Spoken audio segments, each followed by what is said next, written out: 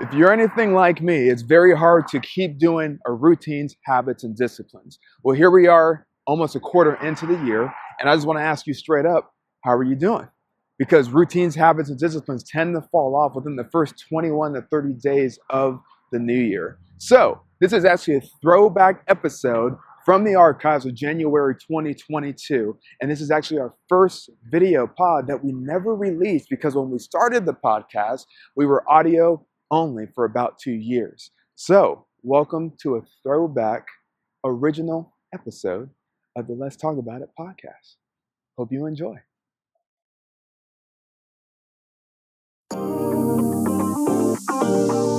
This is a Let's Talk About It podcast. Well, what is going on, everybody? We are back for season 2 of the Let's Talk About It podcast, a safe place for healthy conversation from a Christian perspective. If you are new with us, we drop a brand new episode every first and third Friday of the month. And with me, I have my wonderful, the amazing, the all-knowing, intelligent, bright, beautiful, sexy, my honey baby boo-boo, my wifey poo, Jubilila Benton. I'll wait for the applause. Thank you. Oh my gosh, guys. I got to brag on you for a little bit because what people don't know is that you gifted me something called a Rodecaster Pro.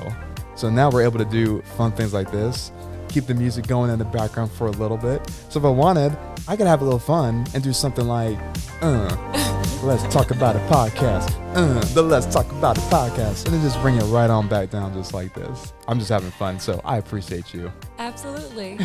How you doing? Good. Happy New Year. Happy New Year. Okay, legit question. Yes. When can you stop saying Happy New Year? Like, at what part of the month? Is there like a cutoff date? So my rule of thumb is like I go like through the whole month of January. If I have not seen you through the entire month of January, so I'll go literally to January 31st. And if I haven't seen you, then I say Happy New Year. Once February 1st comes, I don't do it. What if you haven't seen a friend till like July? No. I feel like that's just weird at that point. Do you not want them to have a Happy New Year? I mean, okay, let's just say we go through with that. Let's just say we come across somebody come July. You haven't seen them since November of last year. You're telling me you're going to tell them Happy New Year. Why not? I dare you. Okay. The next time we see someone that we have not seen, you say, Happy New Year. Okay, but how much money do I get for doing this? You get the added value and benefit of knowing that you can say Happy New Year all the way to the summer months. That's not good enough. Oh man. Well, I'm excited. I know normally we talk about, of course, a plethora of different things. With it being the new year, typically people like to talk about, New Year resolutions and whatnot. And I know for you and me, I think you stopped even longer before I did, but like I would say probably 2017, 2018, I just kind of stopped New Year resolutions. Yeah.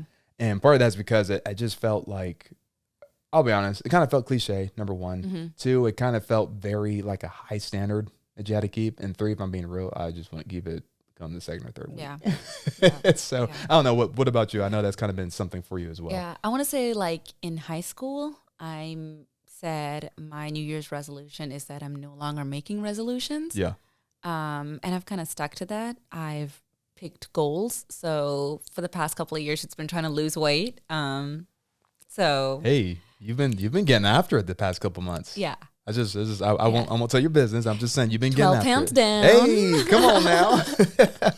That's great. So like we're not big on resolutions. However, brings us to today's topic. Yeah. I wanted to talk about routines, habits, and disciplines. Right. So I normally don't do this, but I did write down a lot of notes because I just didn't want to miss anything. Mm-hmm. So yeah, I guess we just go ahead and start with. Yeah. We can jump right in and we Okay. can kind of define what a discipline is. Okay. What does that look like? Yeah. How is that different from habits and routines? Yeah. What is a discipline? So this is my total personal opinion. I think there's a difference between disciplines and habits. Okay. But let's get some definition, like you said. So we'll start with disciplines. So I'm looking at my notes here. So I like how I'm gonna start off with the story before I go into disciplines. Mel Robbins gave this great story. She talked about parenting yourself. Mm-hmm. You can YouTube it, but if you just type in "parenting yourself" by Mel Robbins, it'll probably pop up. And she gave this great analogy of saying, growing up when you're a baby to a child to junior high, high school, you have your parents telling you what to do. They're telling you to get up and get ready for school, right? And if it's not your parents, then you're on some type of sports team, then it's a coach. If it's not your coach, it's grandma, grandpa, or some type of family member. If it's not your family member, it's some type of babysitter or childcare. But needless to say, from literally the day you're born all the way up to age 18, you have someone come alongside telling you what to do when you need to do it. So you might roll out of bed going like, oh, I don't want to do this. But because someone's pushing you to do it, you do it, right? There comes a point, though, whether it's college or just trade school, or you just go to basically being an adult, right? You move out, whatever it is that looks like, life hits, right? You don't have a parent anymore. Mm-hmm. You don't have that grandparent. You don't have that family member. You don't have that older sibling. You don't have that teacher, that sports coach or whatever. You don't have anyone telling you what to do. And guess what? No one is coming. No one's coming to tell you to navigate the next season of your life. No one's coming to tell you to get up off your tail and go to school. No one's telling you to go to work. You have to parent yourself. And so I want to start off with that example that parenting yourself is a discipline. And so that's thing just kind of comes to mind. So when I think of things like, school, like I just finished grad school about 1.5 years ago, I had to discipline myself to go to school. I had to discipline myself to go to a job, I had to discipline myself to working out or dieting or something like that. So discipline is the ability to parent yourself. Or another way of saying it is doing the thing you know you need to do, but you don't want to do it. Disciplines aren't sexy. They're not. No one brings that special boyfriend or girlfriend saying like, oh, they're so disciplined. It's not the thing that's sexy or trendy, right? Yeah. But it's necessary. So that's the biggest thing that I would say with discipline. It's doing the thing you know you need to do, but you don't want to do. Right. Yeah. Right. So you often say information isn't transformation. Mm-hmm. There's only transformation when there is application. So between discipline, habits, and routines, Mm-hmm. how can we apply that? And we already know what discipline is, but what is habit? What's a routine? Yeah. So habits. So think of it this way. If I can think of like building stones, think of it as discipline is the first thing you do, right? Habits is the next thing you do. Basically, it pretty much becomes subconscious, not self-conscious, subconscious, right? So Charles Duhigg says it like this. He wrote a book called The Power of Habit. Great book. There's another one called Atomic Habits by James Clear. I personally have not read it, but I'm familiar with concepts of it via podcasts and whatnot. But this is what he says. He says, habits are the thing we do with hardly any consciousness at all. That's a huge difference from a discipline. Okay. Right? A discipline is the thing that you need to do. You don't want to do it, but you know you need to do it to get to the thing you need to do. So a habit is like unconsciously starting to brush your teeth on the left side every morning. Yes, absolutely. Or like you're putting on your pants. Right. Right? So like you put on your pants the same exact way. Mm-hmm. And it's funny, I honestly didn't think about this till Pastor Mike brought it up. I was like, no, I don't. And I tried it the left leg. Y'all, I put my left leg in. I was stuck for 2 seconds. Like real talk. I was like, what do I do? Because I habitually put my pants on right leg first, then left. Mm-hmm. Right? So those are perfect example. Brushing your teeth, washing your hands. Even when you take a shower and you bathe, you typically go to the same side. It's not a discipline, it's a habit. It just comes, right? So there's something specifically I kind of want to lean into more with the habits. We can spend a little time on. If you got questions, something you want to stop me, like help me out here. But in Charles Duhigg's book, he calls it the habit loop. Okay. And so the habit loop consists of 3 things. So if I can paint this mental picture for our listeners, think of a triangle. And on the bottom left corner, you have what's called the cue. The top of the triangle, you have the routine. And the bottom right corner, you have the reward. Mm-hmm. So cue, routine, reward, repeat. The cue is broken down into 5 different things. Your cue is basically, it's a time, it's a place, person, event, or an emotion. Time, place, person, event, or emotion. Here's the deal. Something cues you or triggers. You can use cue and trigger, it's the same thing. But something cues you or triggers you into a routine. So for example, I love Oreo cookies. You know that about me. But for whatever reason, I only crave Oreo cookies at 6 p.m. and beyond. I don't crave them first thing in the morning.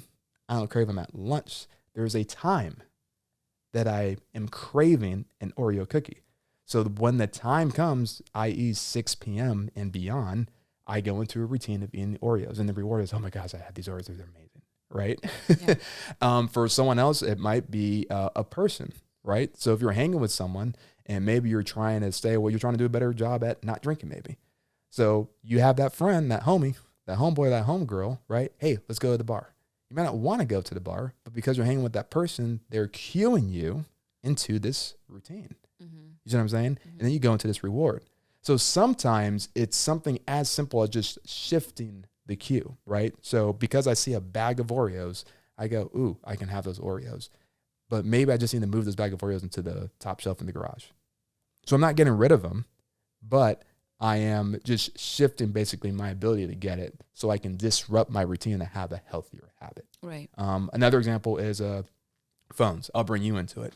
I know that you got rid of Instagram for a while. Mm-hmm. Explain that. Why?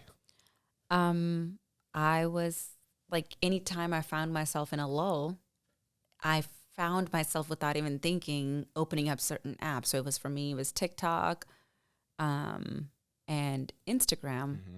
And before I know it, 45 minutes has gone by, and great content, right? Mm-hmm. Like all these funny videos, I'm cracking up, I'm sharing. But I just realized I spend a lot of time unconsciously. Mm-hmm.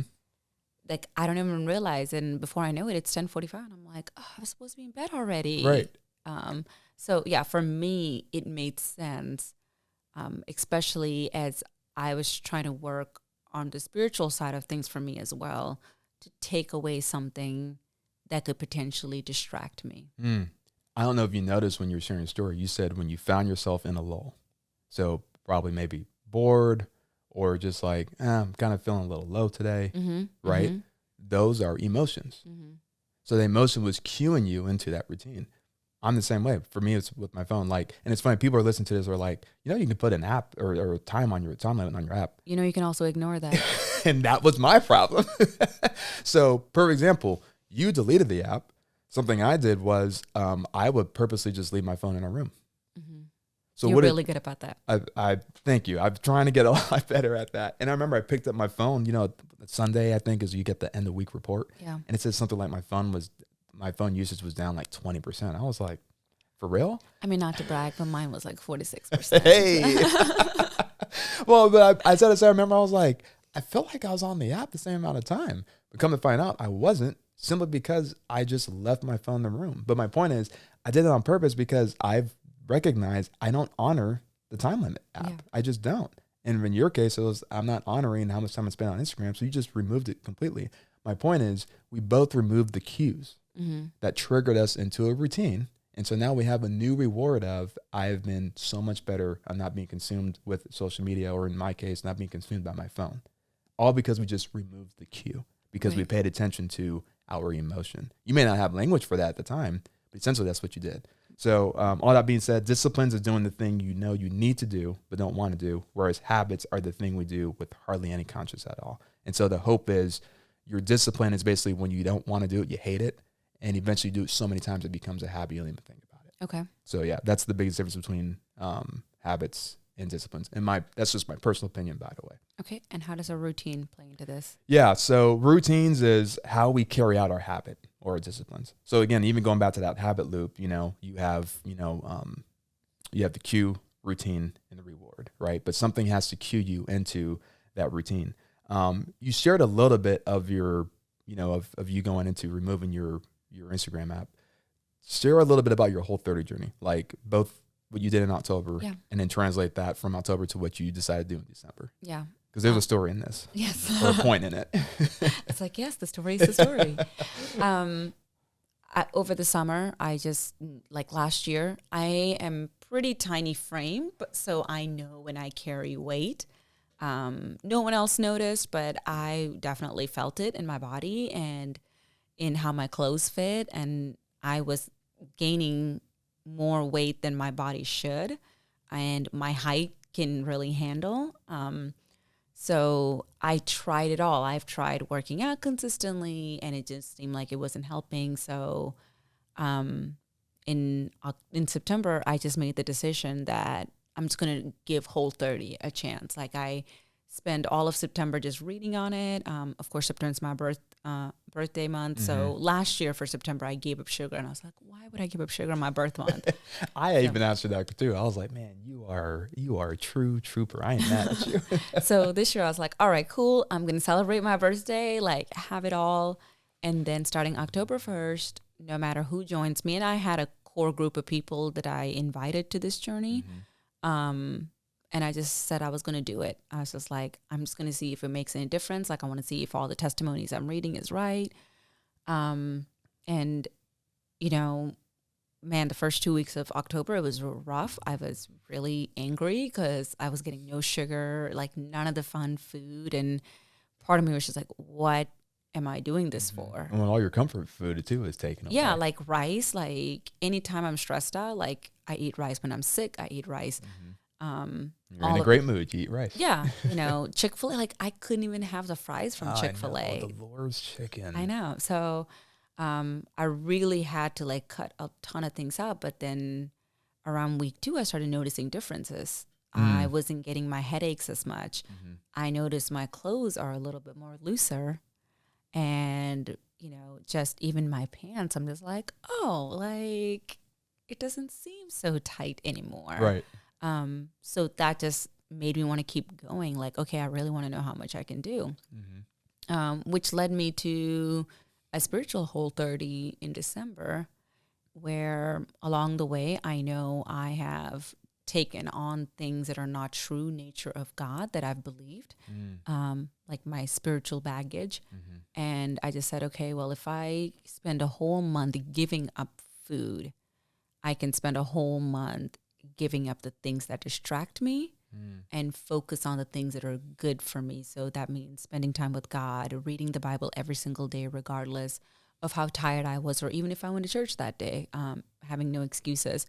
And I can proudly say I did it every day except for December 30th when I got really sick. And I was puking my guts out the whole day.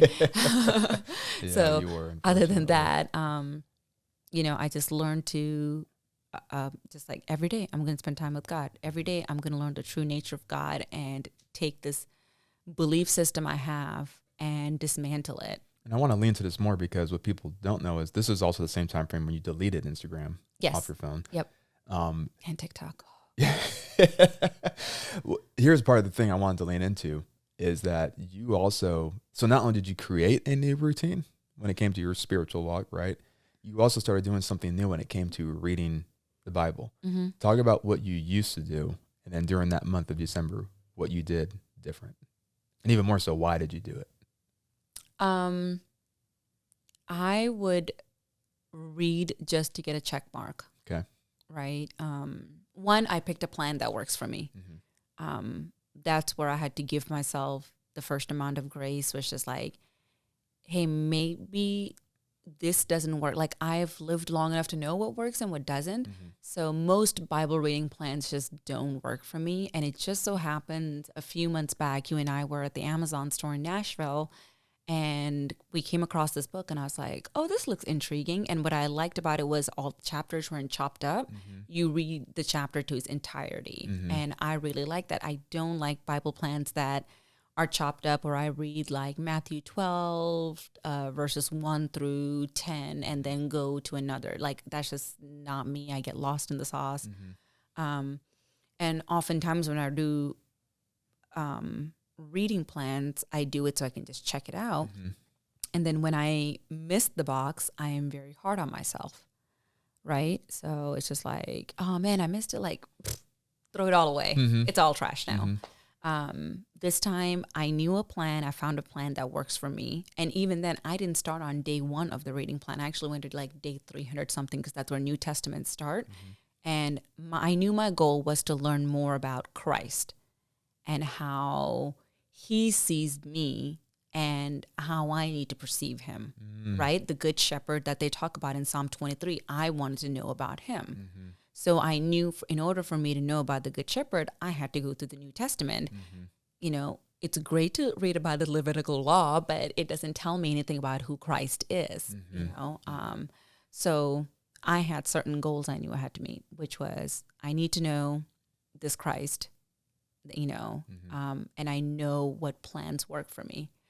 And I just did it and I took time, and I slow read through it instead of just, all right, I'm going to read it and I'm done. So I took my time and I read through each chapter and I kept looking for keywords. And as I see those keywords, I start underlining them. This is like exciting me because you have no, like this is already painting the picture, like to the final conclusion of everything we're talking about today. Because you would just read straight through it. And then in this season, you slowed down. So you created, what you're telling me is you did a whole new routine. Right. That was counter to what you used to do. Right. What was the result of you? Because you could implement a total new routine, and you would probably say you're not there yet, but how was the month of December? How did that impact your walk with, like, how does that change your view towards God because you changed your routine? Yeah, for sure. I think I've learned to give myself more grace just through doing that. And just getting a deeper understanding and even just getting creative ideas, which is like, I read and I'm just like, I don't get what everyone else is reading. Like, we're reading the same Bible and they're talking about creative ideas. And I'm like, oh, I don't have any of that. Yeah. But like, as I'm reading, words are standing out. And I was like, oh, okay. Never noticed that before. And the grace part was 2 occasions. So there was a day I missed, but then there was a day I thought I was almost going to miss. Like in December, I was in a pretty bad car accident. And 2 days after that, I was in a ton of pain. Like, I've never been in this kind of pain to the point where it almost brought me to it brought me to tears. Yeah. And I just remember thinking, I was like, God, I don't think I can read today. Right. I'm just like, I'm just in way too much pain. I'm going to have to break my, streak today. And it was still a little like, Pharisee type mindset. And I'd gone to the ER that day and they gave me some muscle relaxers. And I was like, all right, let me just take this muscle relaxer. So I took it, and as it started working, and I was like, nope, I can still do it. Like, I can still sit down and read it. Right. And if I didn't, I don't think God would have been like, oh my gosh. That right there is the part I want to focus on. Yeah. Seriously, because I know you, obviously. We've been married 7 years and then each other 15 plus. For you to even have that mindset is a huge shift. Right. But it's because you changed your routine. So here's what I want to tell people. If you feel stagnant in anything in life, whether it's your walk with the Lord, whether it's maybe your workout, your dieting, workplace, school, I don't know, whatever it is, consider the possibility there's nothing wrong with your discipline or habit. It might just be your routine of the discipline. Right. Because too often, so perfect example, think of a workout. It would be crazy to do your arms every single day for an entire month straight and nothing else. You're doing the same exact routine. Yeah. The only thing that's getting stronger is your arms. And you're walking around looking like Popeye, but everything else is all out of balance, right? You do a different routine. Why? So you can be more whole within your body. So at the end of the day, your growth isn't in the same routine. Right. Your growth is in the discipline or the habits that you're looking to shape and changing up your routine. So for me, I'm opposite to you. I typically take a long time reading through. I'm the underliner, highlighter of scripture, taking notes on the side and everything like that. And I just noticed that over the summer, I found myself so stagnant. And I know I'm like, well, I know that's not you, God. There's nothing wrong with you. There's nothing wrong with your word. So clearly it's me. And what I realized is I had the same routine. And keep in mind, I came out of seminary. That's August of last year, but I still had that mindset, and it's a great skill to have. I'm not telling people, obviously, to not slow down, not read your Bible. I said to say, you and I pretty much literally did each other's opposite, because you typically read straight through. Yeah. I take my time, highlight, underline, take notes, and both of us found ourselves stagnant. There's nothing wrong with it. You have to maintain the discipline of reading God's word. Yeah. The difference is you and I changed our routine in the discipline. And so I just want to remind people that routine and structure is great if you're not disciplined, but the goal shouldn't be to fall in love with the same routine. The goal should be to fall in love with the discipline, or even more so, that hopefully leads to a self-conscious habit, right, of that bigger goal, right? So disciplines and habits, and this is a different little shift. Disciplines and habits in and of themselves actually isn't the goal. So when I think about your journey, you said, I want to get back to knowing the inner person, like the true identity of Christ. And I want to know like this savior that people talk about. You said you wanted to shift in your spiritual personal narrative, right? With all that being said, that was the reason why you went on this spiritual Whole30 journey. So many people want to establish a new discipline or a new habit or a new routine because it's the new cool thing, right? Or because, well, someone said I should do it, so then I should do it. So think of it this way. Working out is actually not your goal. Good health is, right? Date night should not be your goal. A healthy relationship with your spouse is. I'm going to say something that's going to sound blasphemous, but just roll with me. Reading your word alone, prayer alone, worship alone, community with God's people alone, serving his people alone is not the goal. an intimate relationship with Christ is the goal. That's what you said in your journey. And so the reason why I say that is when we think through disciplines, habits, and routines, I don't think we spend enough time thinking of the end game of what it is that we want to do. Right. You know? So asking yourself that question of thinking through, like, why am I doing this? Like, what is the whole purpose of this? And I love, you just naturally said it in your journal. You said, I wanted to figure out, like, who is this Christ that people talk so highly of? And like, you grew up in church, but you're looking at him like, no, I don't want to come at it from a Pharisee legalistic mindset anymore. You're looking for a relationship. And so you go, well, if that's the case, I want to learn about Christ, I need to go to the Gospels. Yeah. So your end game determines your plan, which is the way we should do it. Yeah. Instead of just, well, I'm going to work out because that's what I'm supposed to do. Yeah. I think it's super important to know yourself. Mm-hmm. And it took me a while, like, because, you know, you always want to believe the best about yourself. You know, in your own eyes, you are the best version of you. But the one thing I know about my personality is I'm 0 or 100. I'm either on the bandwagon or the bandwagon's dragging me through the mud to our next destination. Like, I just know that about myself. So for me, my usual way of approaching thing is I see a pie, I'm going to eat the whole pie. Mm-hmm. This time I was like, how about I just start with a slice? You know, for How me, freeing was that for you, by the way? Because I know there's probably a whole bunch of people that connect with you being, I'm all or nothing. How freeing was that for you to say, I don't need the whole pie, I just need a slice? honestly, it was just a great feeling because then I knew if I needed more of the pie, I can come back to it. It's good. It's just because I took one slice doesn't mean it's no longer available to me, right? Mm-hmm. But I also know I'm going to sit in guilt and condemnation, none of which are from Christ. Yeah. If I don't finish the whole pie, like, man, look at you, you wasted your resources. There's another Bible reading plan you bought, and it's just sitting there collecting dust. Yeah. Right? So those all go against everything that I go for when I'm making up things for, like, you know, habits and routines for myself. All of that goes against it. Yeah. But now I'm just like, well, it is what it is. And if I want to start back on day one, I can, but I don't have to. Yeah. You know, I can still be in day 350. Yeah. Well, and I love what you said, like it went against everything that you thought. I think that's how it should be. Yeah. Because if it's not going against things that we thought, then we're not growing. You know, growth goes, I mean, like, just working out is just the most practical example. It should feel like something is coming against you. Yeah. When you're working those muscles or your lungs or your heart in a way that you haven't worked in a while. But that's when you also know when the growth is coming. So that's the biggest difference between, so disciplines should form into habits. And then, you know, we should have routines in place for disciplines and habits, but don't elevate the routine over the discipline. Because many of us do that. We hear the whole language, this is the way I've been doing it for years. Good for you. Change it up.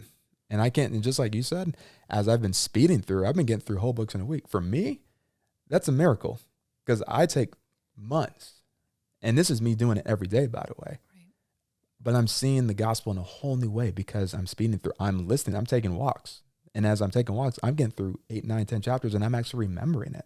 Because when I see it from a more meta narrative, right, it makes me see the bigger picture. So all that being said, if you feel stagnant in anything in your life, consider the possibility it might not be the discipline or the habit. It might just be your routine.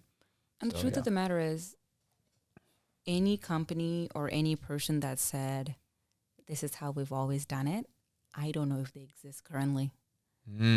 Or they're not much longer. Right. Or they're on their way to their exodus, you know, is okay. That's great. But the only constant in life is change.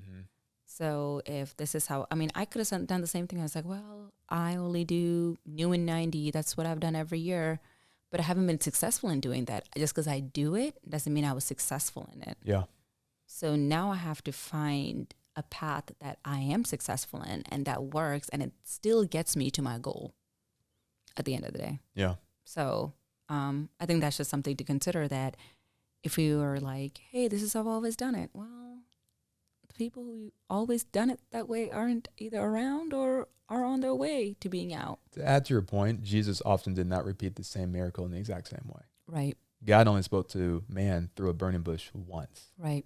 It doesn't mean that God didn't speak to us anymore. Yeah. But we're so busy looking for the way that we would want it. It's like, look, man, God is still in the same business of doing the impossible in ways that we can never possibly think or imagine. But he might do it through a different routine. Yeah. He might do it through a different way. And if we're not open to that, we will miss not only what God is doing in our lives, we'll just miss that practically for our own life. So change it up.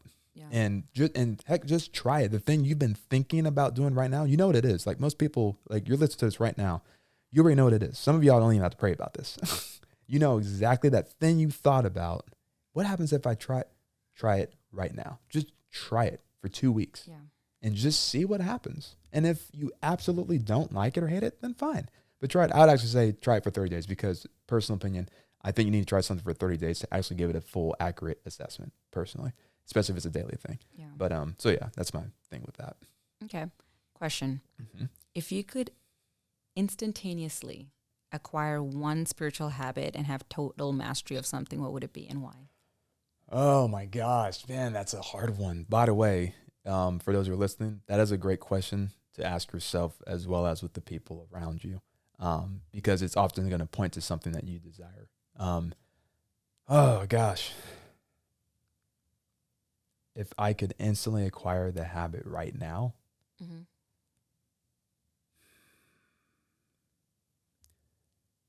man, I guess maybe the ability to consume a book, but also be able to apply it practically, like immediately. Because there's oftentimes, you've heard me say this often. I learned this from Ian Morgan Cron. Information isn't transformation. I like to follow it up with there's only transformation when there's application. Mm-hmm. So I'm always thinking through like, how can I apply this immediately? Because you and I had this conversation a couple of weeks ago. What makes a doctor is their ability to apply what they know. Mm-hmm. You can sit through the 4+ years of school and go through the residency all you want. Mm-hmm. If you can't regurgitate it into action, you're actually not a doctor. A plumber is a plumber because they actually are hands-on in applying what they know, being able to swap out pipes. An electrician is an electrician, for example, an architect, right? So I guess, I don't know, maybe my thing is that I want to increase my ability to not just consume info. That doesn't do anything. Yeah. Consumed information does not do anything. It's your ability to apply it, and even more so your ability to teach it and duplicate it so that other people can apply it and have their life change. So I guess just the one that comes off the top of my mind right now, I guess, would probably be that. Yeah. What about you? Probably to love stillness. I love solitude. Mm-hmm. I don't care for stillness. Okay. Stillness is when I have to come face to face with not only myself, but with God. And that is a very uncomfortable place to be. Yeah. That has to do with getting in touch with certain emotions that you may not be comfortable with. Yeah. So I love solitude. I can spend an entire day by myself and entertain myself. Mm-hmm. But stillness, not so much. That's definitely not my thing. Yeah. No, that's good. But I know that you have some really great questions that we, got just kind of from the Fresh Start series and just things for people to ponder on. Yeah. If you wanted to go through those. So I'll make it easy. I kind of redid it a little bit, but we know that's the 5 W's growing up: the who, what, where, when, why. Yeah. Right. So before you start thinking through, I got to establish this habit, this discipline, this routine. The first one is you need to have a who goal.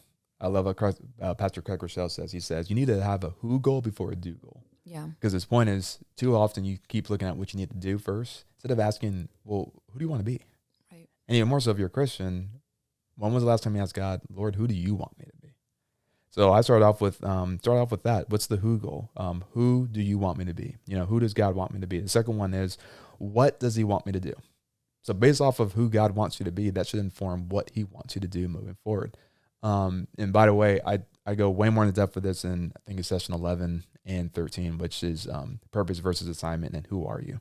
So I kind of expand a lot more on that. So check those out. But you need to have a who goal. So who do we want me to be? What does he want me to do? The third question is, where do you want me to grow? Where do you want me to grow? And really, that's what you did. When I think about your spiritual journey, you literally did all these things. You probably don't realize it, but you literally asked the question like, man, I want to figure out more of who I am in Christ and let him define me, not my own personal baggage, whatever it is that looks like. That was your who goal. And based off of that, it determines what you did and where you wanted to grow in, which in your case was reading, So where do you want me to grow, or where do I need to grow? And think of 1, 2, or 3 things, whatever that is. And then the fourth one is, when do you see yourself? Like, when do you see yourself from now? Like 1 year from now, 2 years from now, 5 years from now. I don't think we do enough forward thinking to anticipate what it looks like for us to make those goals. Now, Pastor Mike said it like this. He said, all of us are a current product of our current habits and disciplines right now. So if you want to acquire that degree 5 years from now, if you want to hit that job 3 years from now, if you want to hit fill in your blank with a goal 10 years from now, well, then what habits do you need to grow in right now to get there? But visualize it. The fifth one is this. Remember who, what, where, when. You got to ask, why are you doing it? The motive matters. The intent matters. Because if you ask yourself why you're doing it, you might just come to find that you might have a false motive. And that false motive could be because you're trying to prove somebody wrong. Which I'm talking to Christians right now specifically. If you're doing anything outside of because God's told you to do it, that is a motive that will deplete you, and it will never, ever fulfill you. Just call a spade a spade. I'm talking to Christians. Now, if you're not a Christian, I would ask you, what's the thing then that anchors you down to keep you moving forward so that you are pursuing something for the healthy reasons and not unhealthy reasons? Because just to do it, to tell someone I told you so, is just, there's nothing in that. Yeah. Like, what does that do for the kingdom? So who, what, where, when, why. And then the last one I kind of cheated is I say one. What one discipline? So when you think back, you might have 2, 3, 5 things you want to grow in, right? When you think of that destination or that person that God wants you to be, you might have a lot of things. Just choose one. Like, just choose one. And the best way I can say it is, you might think they're all important. There is going to be one that sticks out more than anything else. It's going to be like, think of, the buckets of a slat. The water can only go up, can only max at the lowest slat. So what's your lowest slat in your own character, in your own personality, in your own personhood? And based off of that, that's the one discipline which you want to grow into a habit, and have healthy routines to grow in then. Which one? So who do I want to be? What does God want me to do? Where do you want me to grow? When do you see yourself in the future? 1 to 10 years, X amount of years from now. Why are you doing it? And what one discipline do you need to do? And you said it earlier. I want to emphasize it on it too before we kind of close. Stop the all or nothing mentality. Mm-hmm. It's going to burn you out. Mm-hmm. It just is. It's, and I love how you're sick. You literally were throwing up all day. Mm-hmm. And heaven forbid you missed a day. Right. God is not sitting in heaven going, oh my me, how dare she miss that? And if that's the case, what a fragile God. Right. I mean, honestly. And the goal is what? You want to have a deeper relationship with the Lord to discover more of your identity in Him. Right. So you miss one day, guess what? Do it the next day. Like, just show up and keep showing up. I missed 2 days. Fine. Show up again. You don't have to wait till the next year. You don't have to wait for a new month. You don't even have to wait for a new week. So whenever you listen to this, today. Right. And if you want, make today the day to start planning what it is you want to do for tomorrow. Right. Like, it's a new day. His mercies are new literally every single morning. Yeah. So just today, stop the all or nothing mentality. So who, what, where, when, why, one. And I'll share this last stat. How many days have you heard does it take to create a new habit? So it used to be 21. Mm-hmm. I think it's 45 now. So there was a study that was done. I can find the article and I can, leave it in the show notes, whatever. I can't remember. It was a book though written like back in the 50s or 60s. Mm-hmm. The author said it takes a minimum of 21 days. So the initial was always minimum 21 days. Over time, it got misconstrued to it's 21 days. And the study basically said it. They said it probably about 700 or 800 people or something like that. It takes 21 days to as long as 8 months. Mm. The average individual typically builds the new habit from 70 to 90 days. And by average, about 70 to 80% of people. I'm estimating that percentage. So it's around 70, 80% out of anyone establishes a new habit, they will reach that goal of developing that new habit within 70 to 90 days. Meaning you can develop it as early as 21. Meaning it may take you as long as 90. Meaning it will take you as long as potential 8 months. I share that so that whoever's listening to this, you give yourself grace. Yeah. Because you're going to go, well, so-and-so acquired the habit in 21 days. Good for them. You're not so-and-so. Well, Ashley did it in 30 days. Great. You're not Ashley. Well, Ryan did it in 45, and I'm on day 60, still struggling. You're not Ryan. You focus on you. Run your race. Worry about yourself. Right? So just keep those questions in mind. Who, what, where, when, why, one. Yeah. At the end of the day, you got to have the bigger picture going. I love when you shared your story. Really, it's the epitome of all. That's why I got so excited. You changed your routines, you changed your disciplines, and you started creating new habits. And if you don't even reach the 100% goal, you're at least closer to the thing you're trying to hit in the first place, Right. which in your case was a deeper relationship with God. Yeah. So get back to that. Yeah. Don't forget your why behind the what. Right. Yeah. I was going to say, even right now, I can't say my number one, like, inclination or my leaning is not towards like, oh, I'm going to get up and I'm going to spend this time, or I'm going to carve out this time to spend with God reading his word. That's something I have to remind myself. Hey, remember, you need to do it. Well, you missed yesterday. Okay, well then read yesterday's. I think one of my proudest moments was, so the day after I got sick and I was starting to feel better, I was in a very deep conversation with your dad.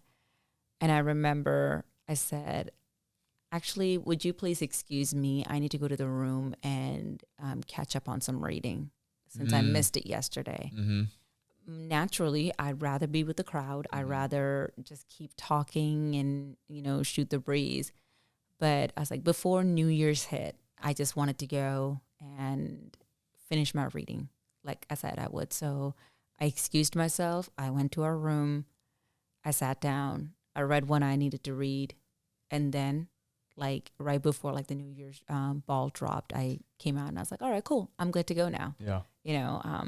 So there's going to have to be some adjustments made from what you're naturally inclined to do. I'm naturally inclined to be around family for the holidays.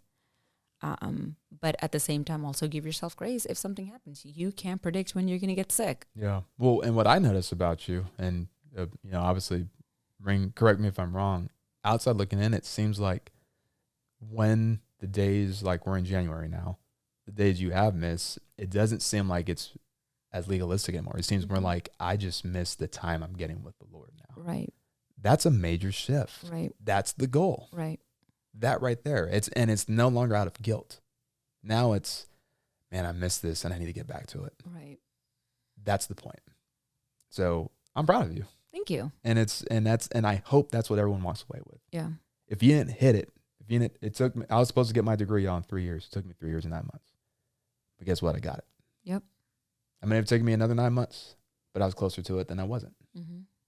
So keep that in the back of your mind. So, yeah. Well, there you have it. Season 2, episode 1. Man, I feel like it's a good one. But by the way, there's a lot of resources. Like, I can really talk about this all day. I wanted to go about it a little different.